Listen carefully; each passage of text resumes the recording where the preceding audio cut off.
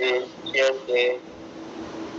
पूर्णस्य पूर्णमादाय पूर्णमेवावशिष्यते।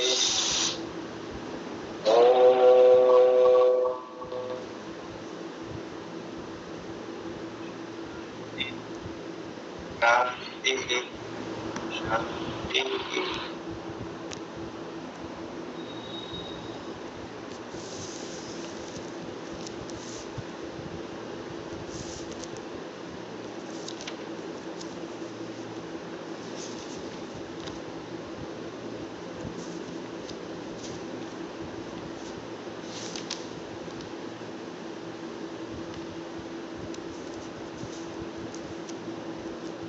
कल हम लोगों ने कहाँ तक पढ़ा था? 37 नंबर,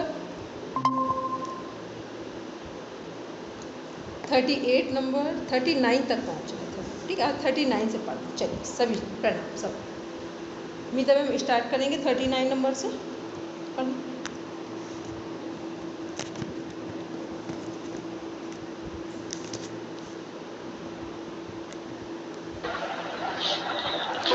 उदान जया जल पंख कंठ कादिश स्वसंग उत्क्रांतिश्च। उदान वायु को जीत लेने से जल कीचड़ कंठ कादि से उसके शरीर का संयोग नहीं होता और उदगति भी होती है। व्याख्या: शरीर के जीवन का आधार प्राण है। क्रिया भेद से उसके प्राण, अपान, समान, व्यान और उदान ये 5 नाम हैं। उनके लक्षण इस प्रकार हैं। प्राण यह इन पांचों में प्रधान है। इसकी गति मुख और नासिका द्वारा होती है। नासिका के अग्रभाग से लेकर हृदय तक शरीर में इसका देश है। अपान यह नीचे की ओर गमन करने वाला है। नाभि से लेकर पादतल तक इसका देश है।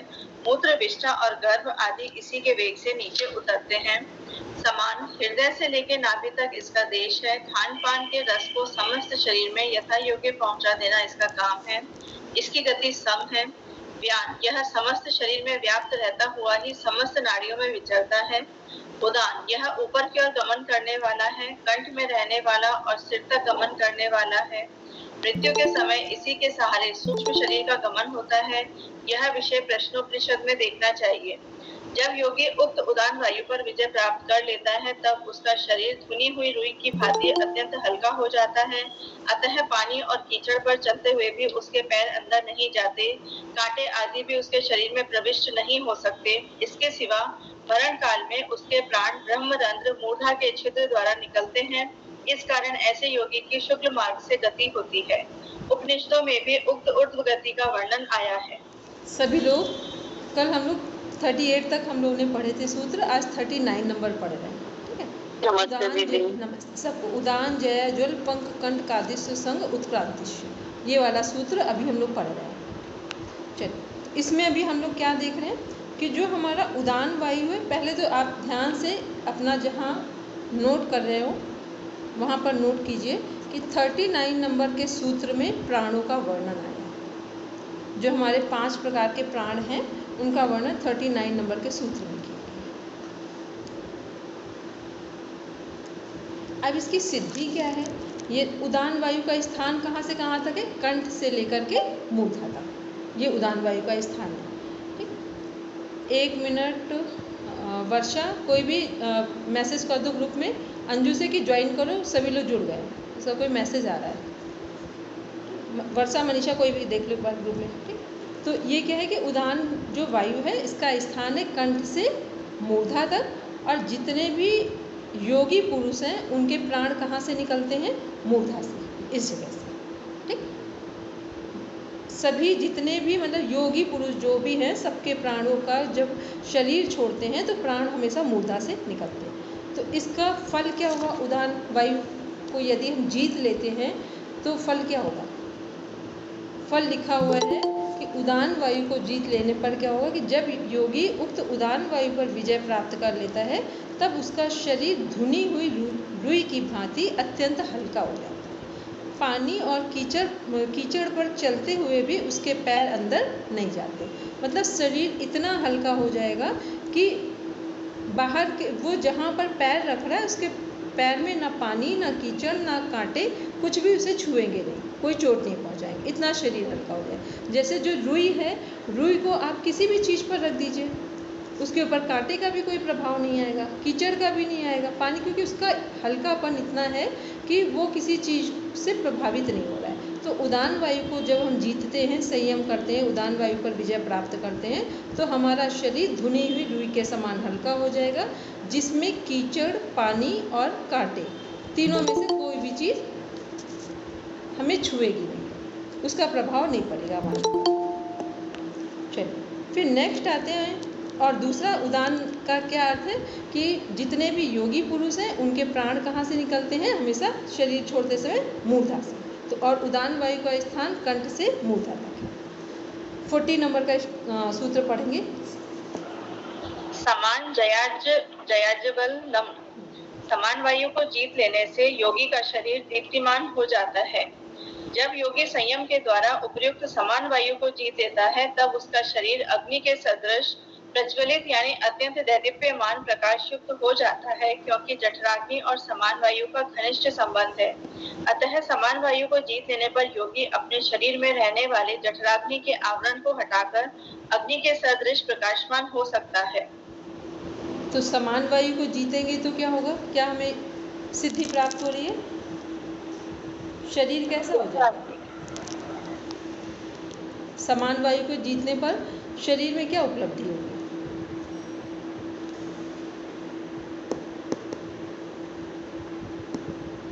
खान पान के रसकों वो सभी पूर्ण शरीर पर अग्नि को जीत लेंगे। तो जठर अग्नि और समान वायु का घनिष्ठ संबंध है। तो जब घनिष्ठ संबंध है तो हमारे फिजिकल बॉडी पे क्या दिखाई देगा? दीप्तमान दिखाई देगा, वो पूरा शरीर प्रकाशमान हो जाता है।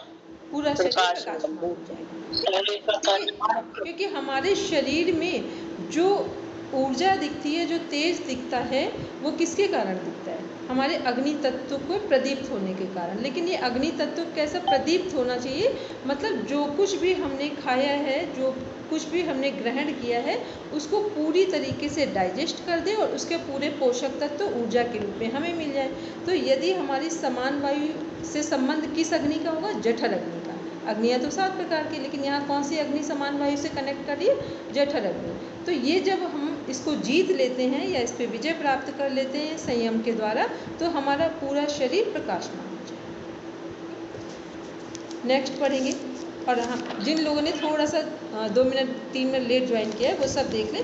जो 39 नंबर का सूत्र है, जहाँ की नोट्स बना रहे हैं वहाँ लिखेंगे कि 39 नंबर के सूत्र में 5 प्रकार के प्राणों का वर्णन किया गया है। और उदान वायु को जीत लेने से हमारा जो शरीर है वो पानी, कीचड़ और कांटे तीनों के स्पर्श से प्रभावित नहीं होगा। अब आते 41 नंबर के सूत्र पढ़ेंगे। श्रोताकाशयोः संबंध संयमात् दिव्यम श्रोतम। श्रोत्र यानी कि कान और आकाश के संबंध में संयम कर लेने से योगी के श्रोत दिव्य हो जाते हैं।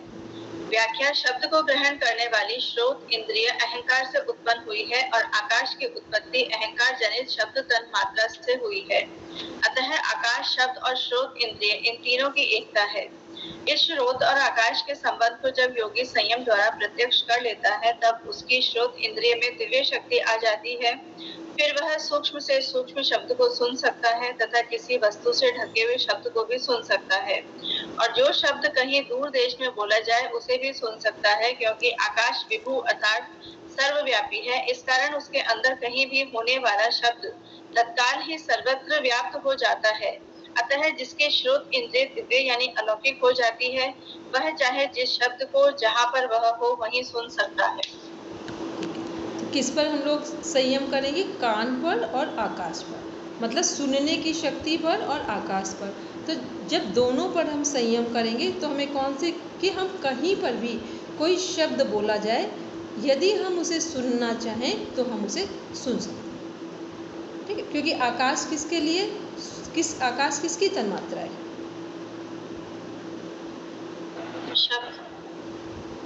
हमने क्वेश्चन पूछा था आकाश किसकी? आकाश किसकी तन्मात्रा है? तो तन्मात्रा शब्द है और तत्व आकाश है। तो तन्मात्रा हुई हमारी शब्द। ठीक है, और आकाश हुआ हमारा पंच महाभूत। तो जो भी हमने कल भी बोला था कि कोई भी शब्द हम लोग बोलते हैं वो हमारे पास वापस आता है, वो कहीं से भी आए, किसी के भी माध्यम से आए तो वो वापस आएगा। तो जब हम लोग ये सिद्धि प्राप्त करते हैं, देखो इसका एक तरीका बताते हैं, क्योंकि ये समझा दें बस, केवल आप समझ लेंगे, अनुभव प्राप्त नहीं करेंगे, ज्ञान प्राप्त करेंगे। कि जब हम ये संबंध सुनने और आकाश के बीच में, कान और आकाश के बीच में जब हम एक संबंध स्थापित करते हैं, संयम स्थापित करते हैं, तो क्या होता है, जो मोक्ष प्राप्त किए हुए लोग हैं, योगी लोग हैं, सपोज करके आपकी पात्रता बहुत विकसित हो गई, आप घर पे ही बैठे हैं और आप कुछ चाहते हैं, किसी बात का सॉल्यूशन चाहते हैं या किसी ऐसे पर्सन से मिलना चाहते हैं जो पूर्णता को प्राप्त हो, या कोई ऐसी बात है जो आप घर बैठकर उस ऐसे पर्सन से बात करके और उसका रिजल्ट चाहते हैं। तो क्या होता है कि जब आप लगातार संकल्प को प्रकृति में छोड़ देते हैं तो कोई ना कोई पर्सन आकर आपको उसका जवाब दे जाता है। तो ये क्या होता है, ये संयम हमने किया था आकाश और इस पर। ये तो बहुत बड़ी बात है, हम सामान्य बात भी बोल रहे हैं कि आप कोई भी संकल्प करके छोड़ दीजिए निस्वार्थ भाव से, आप देखेंगे कुछ दिनों बाद उसका सही आंसर किसी के द्वारा आएगा। तो ये क्या है कि ये पूरी सृष्टि में काम करता है नियम। तो जब हम संयम कर लेंगे तो ये सिद्धि किसके पास होती है, ये होती योगियों के पास है, ठीक। लेकिन हमें क्या लाभ होगा कि अगर हमने इस काम को थोड़ा सा भी अवेयरनेस के साथ किया तो हमारे जो क्वेश्चन हैं उनके आंसर हमें मिल जाएंगे। तो आपका जो आंसर मिलेगा वो ये ज़रूरी नहीं है कि आपके यहाँ के लोग दें, वो पूरी दुनिया में से कोई भी व्यक्ति आपको देकर चला जाएगा, वो सपने में भी देकर चला जाएगा या कोई इंट्यूशंस के साथ देकर चला जाएगा या फिर वो किसी व्यक्ति स्वरूप स्थिति परिस्थिति के रूप में आएगा, पर आ जाएगा आपके पास। तो ये है क्या, जब हम दिव्य संबंध स्थापित करते हैं आकाश में, शब्दों में और सुनने में, तभी हम उसको अनुभव कर पाएंगे, ठीक है। अब पढ़ेंगे आगे। तो एक लाइन में अगर हम पूछे सिद्धि क्या मिली है, आकाश, स्रोत और आकाश दोनों के बीच में संयम करने से सिद्धि क्या मिली है? मैम, अलौकिक श्रवण शक्ति का विकास। वेरी गुड, अलौकिक श्रवण शक्ति का विकास, कि हम किसी भी की बात को सुन सकते हैं। तो संत महापुरुष जब बोलते हैं ना किसी की प्रार्थना सुन लेते हैं, तो भगवान प्रार्थना नहीं सुनते हैं, ये जो जीवित महापुरुष है ये प्रार्थना सुनकर रिस्पॉन्ड करते हैं, ठीक है। भगवान का वो हम लोगों के लिए एक ऊर्जा है, लेकिन जो कुछ मिलता है वो किसी व्यक्ति के माध्यम से मिलता है। चलिए आगे पढ़ेंगे। कायाकाशयो संबंध संयमाल भूतुल समापत्तिश्चाकाश गमनम। शरीर और आकाश के संबंध में संयम करने से और हल्की वस्तु रुई आदि में संयम करने से आकाश में चलने की शक्ति आ जाती है। व्याख्या, शरीर और आकाश का जो संबंध है उसे संयम द्वारा पूर्णतया प्रत्यक्ष कर लेने पर योगी इस तत्व को भली भांति समझ लेता है कि शरीर के अंग किस प्रकार सूक्ष्म अवस्था से स्थूल अवस्था में परिणत होते हैं और किस प्रकार पुनः स्थूल से सूक्ष्म किए जा सकते हैं। अतः वह अपने शरीर को अत्यंत हल्का बनाकर आकाश में गमन कर सकता है।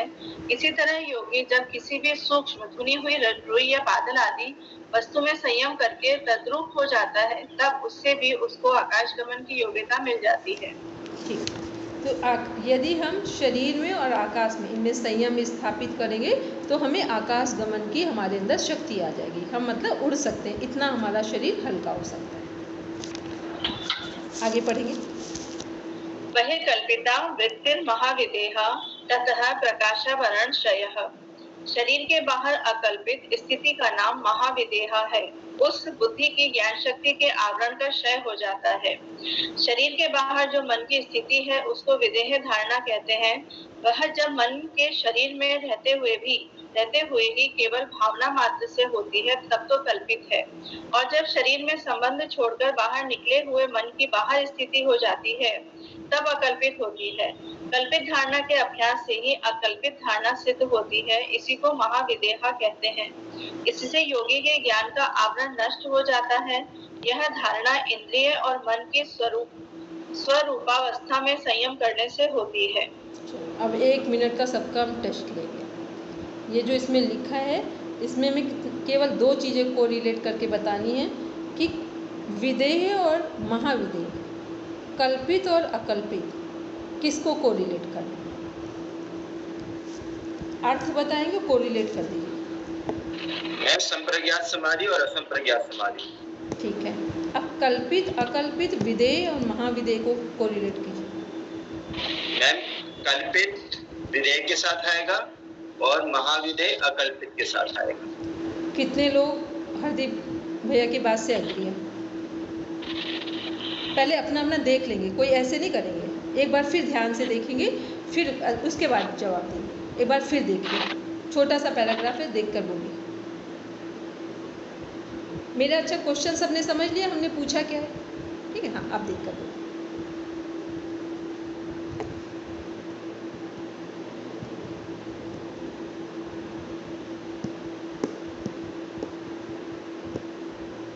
मैम हरदीप जी ने सही बोला।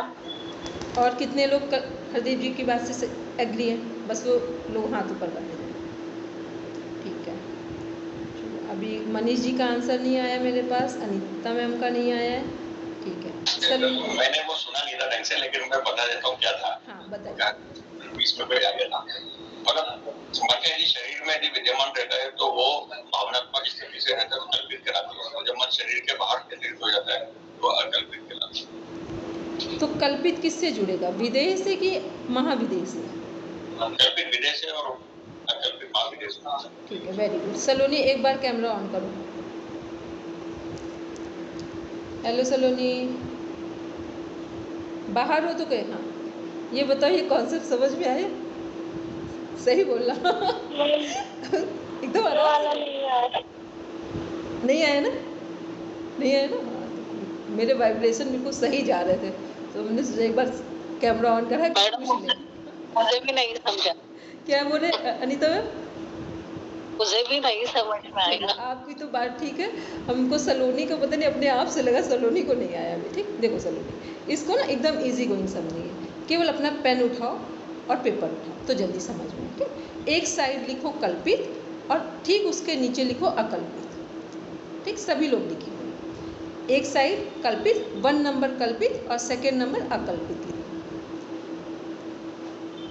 ठीक, फिर ठीक सामने कल्पित के लिखो विधेय। विधेय धारणा लिखना, विधेय धारणा। फिर अकल्पित के सामने लिखो महाविधेय धारणा।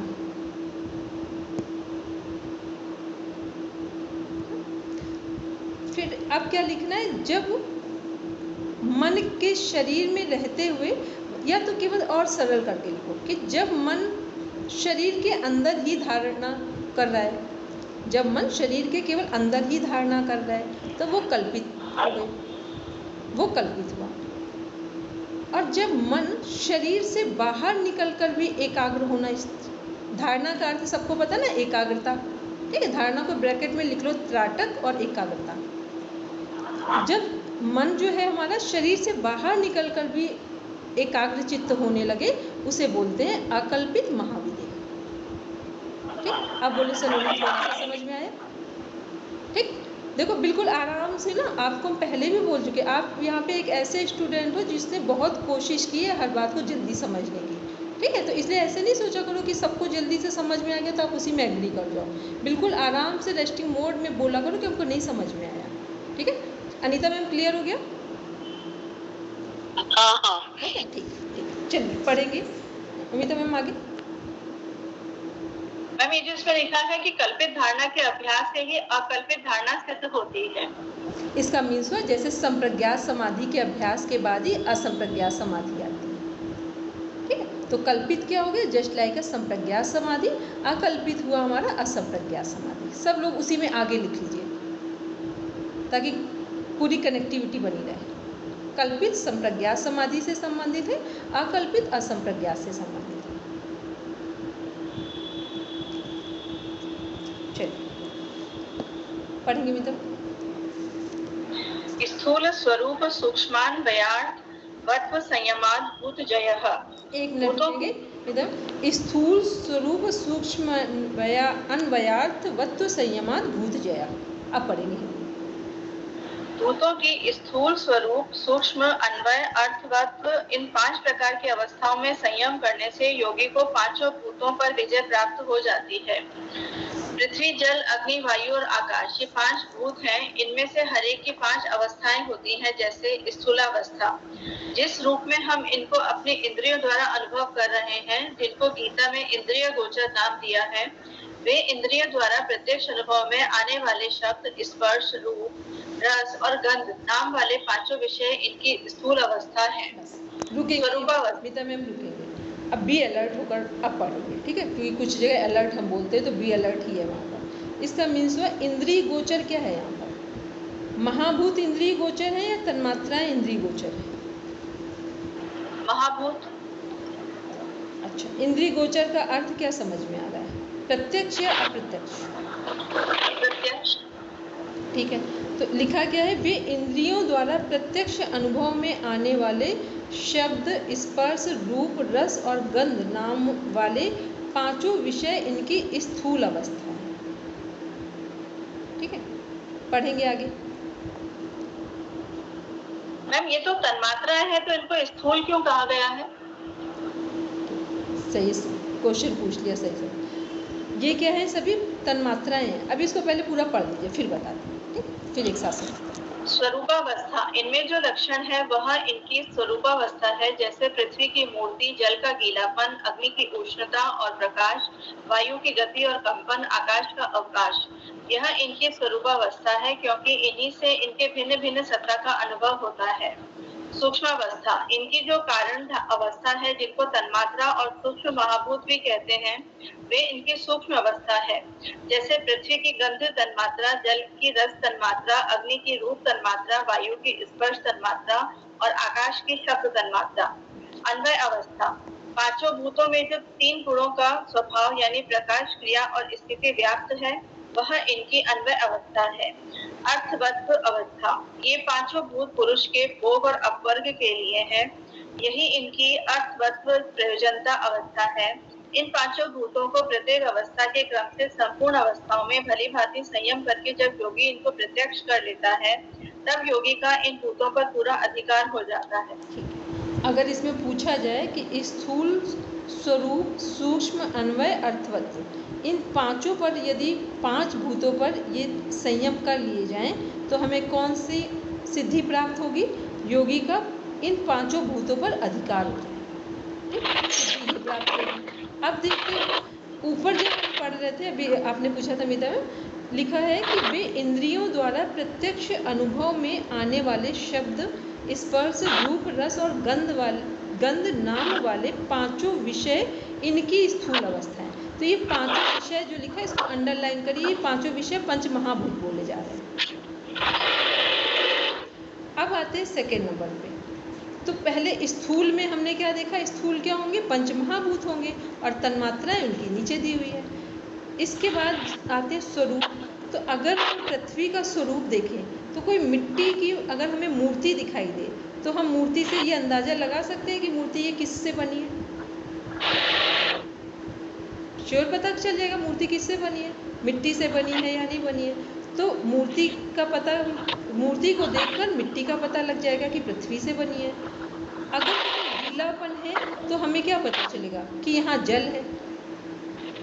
अगर हमें गीलापन किसी भी तरह से दिखाई देगा, तो वहाँ किसका होना आवश्यक है? जल का होना आवश्यक है। ठीक, ऐसे ही जब हम कहीं गर्मी महसूस करें, तो गर्मी अगर कहीं किसी भी कारण से हो, वो दिख रही हो ना दिख रही हो, तो गर्मी के पीछे कौन सा तत्व काम कर रहा है?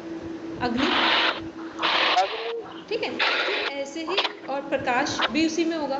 कहीं उजाला है, किसी भी तरह का उजाला है, तो अग्नि के कारण ही प्रकाश होता है।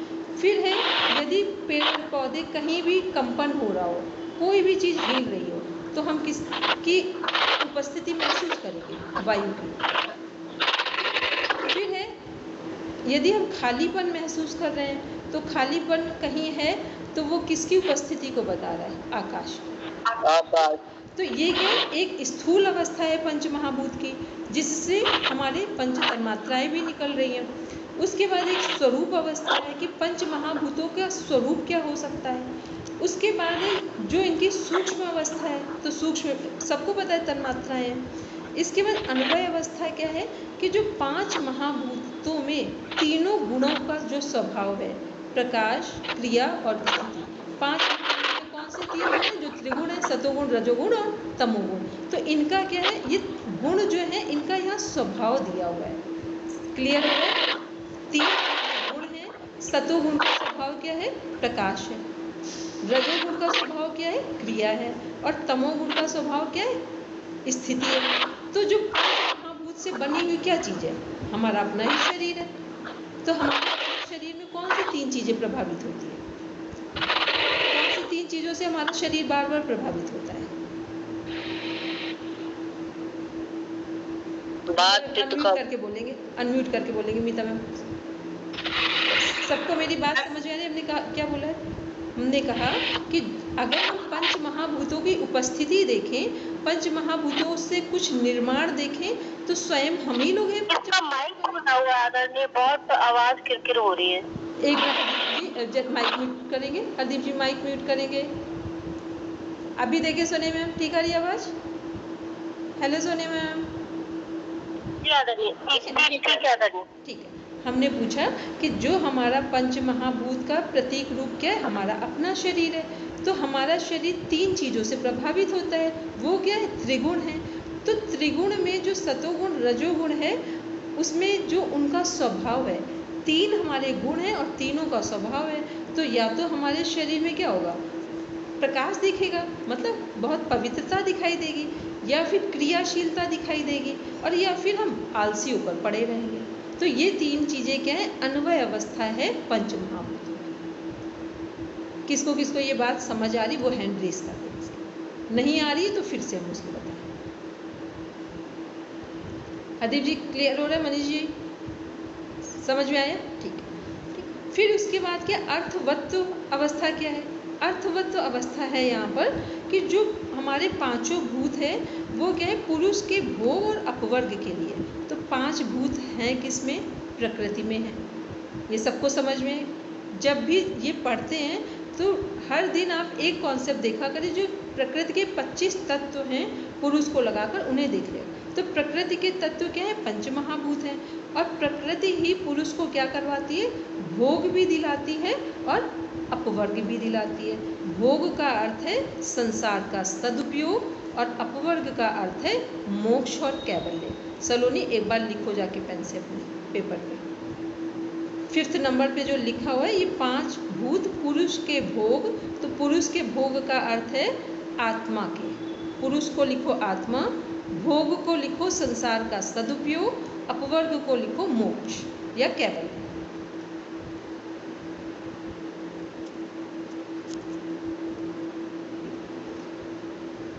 तो ये क्या है? पहले में क्या था? स्थूल अवस्था में 5 महाभूत हैं। बस आराम से एक एक चीज को समझ लीजिए। स्वरूप अवस्था में 5 महाभूतों से जो उनकी के स्वरूप को देखा जा सकता है वो स्वरूप अवस्था है। सूक्ष्म अवस्था में 5 महाभूतों की तन्मात्राएं हैं।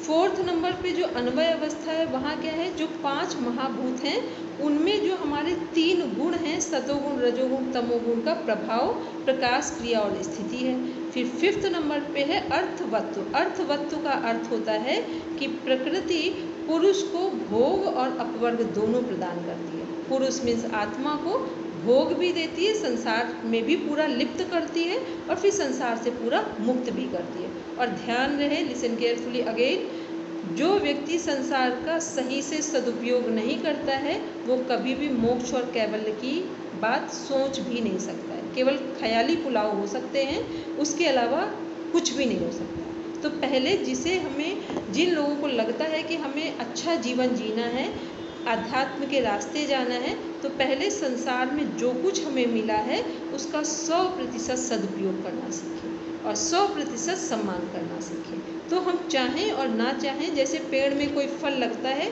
तो पकेगा भी अगर सही उसको समय दिया जा रहा है, तो वैसे ही सही तरीके से यदि हम संसार का सदुपयोग करते हैं तो आध्यात्म हमारे जीवन में अपने आप भर जाता है। ठीक, अब पढ़ेंगे आगे। तत्तो अणिमादि प्रादुर्भावः काय संपतर्मान विघातश्च। उस भूतजय से अणिमादि 8 सिद्धियों का प्रकट हो जाना, काय संपत्ति की प्राप्ति और उन भूतों के धर्मों से बाधा न होना, ये तीनों होते हैं। ऊपर बतलाई हुई अणिमादि 8 सिद्धियों के नाम और लक्षण इस प्रकार हैं। अणिमा, अणु के समान सूक्ष्म रूप धारण कर लेना, जैसे हनुमान जी ने सुरसा के मुख में एवं लंका में प्रवेश करते समय किया था। लघिमा, शरीर को हल्का कर देना, इससे जल, पंख और कंटक आदि से बाधा नहीं होती और आकाश में गमन करने की शक्ति आ जाती है। महिमा, शरीर को बड़ा कर लेना, जैसे हनुमान जी ने सुरसा के सामने किया था। गरिमा, शरीर को भारी कर देना, जैसे हनुमान जी ने भीमसेन के मार्ग में रुकावट डालते समय किया था। प्राप्ति, जिस किसी इच्छित भौतिक पदार्थ को संकल्प मात्र से ही प्राप्त कर लेना। प्राकाम्य, बिना रुकावट भौतिक पदार्थ संबंधी इच्छा की पूर्ति अनायास हो जाना। वशित्व, पांचों भूतों का और तज्जन्य पदार्थों का वश में हो जाना। ईशित्व, उन भूत और भौतिक पदार्थों का नाना रूपों में उत्पन्न करने की और उन पर शासन करने की सामर्थ्य। काय संपत्ति का विवरण अगले सूत्र में आएगा। ठीक है। भूतों के धर्मों अब से एक और बाधा न देखिए, हो। अब इतना मैम रुकेंगे, इसको वेरी वेरी इंपॉर्टेंट डाल देंगे। ठीक है, ये क्वेश्चन हर जगह पूछा जाएगा, कोई पेपर शायद ही अभी तक बचा हो जिसमें ये क्वेश्चन ना आया।